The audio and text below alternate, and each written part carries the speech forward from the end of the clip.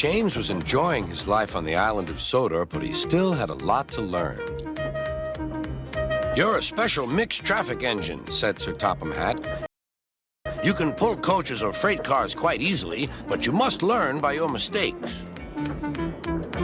James knew what Sir Topham Hatt meant. He could well remember that dreadful accident on his first day.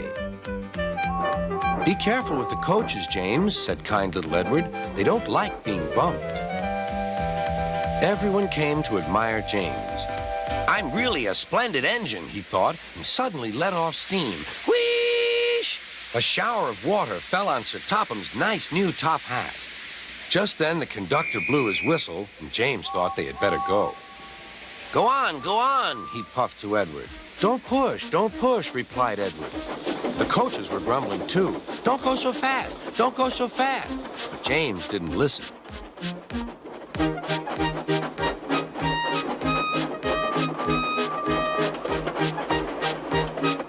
When at last they stopped at the next station, 2 coaches were beyond the platform. They had to go back to let the passengers out. But no one seemed to know about Sir Topham's new hat, so James felt happier.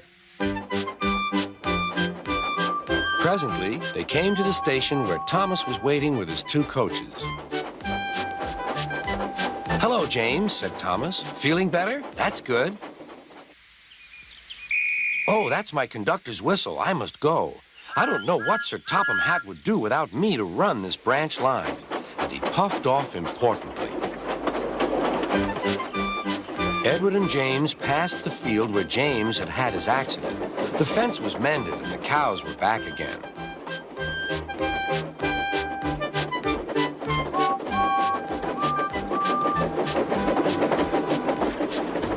They ended their journey and rested before setting off for home.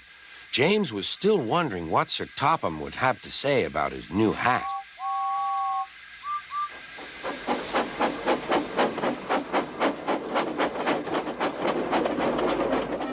Next morning, he spoke severely to James.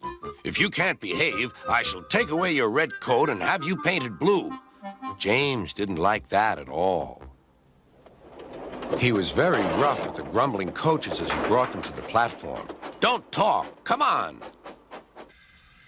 "Gordon never has to fetch his own coaches," he thought to himself, "and he's only painted blue." To make James even more cross, this time no one came near him. "I'll show them," he thought. "They think Gordon is the only engine who can pull coaches."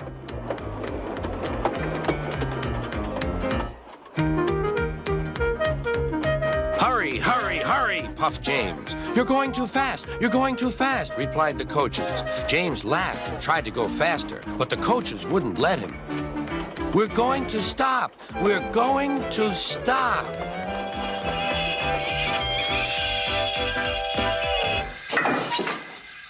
What's the matter? James asked his driver.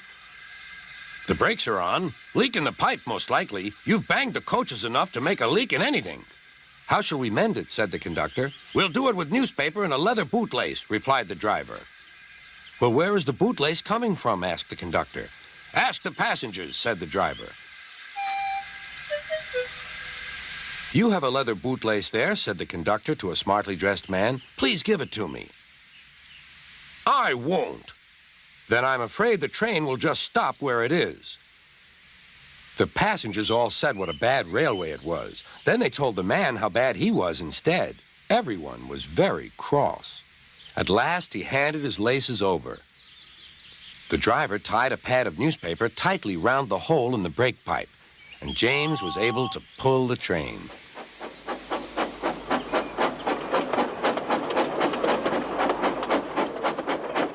But he was a sadder and wiser James and took care never to bump coaches again.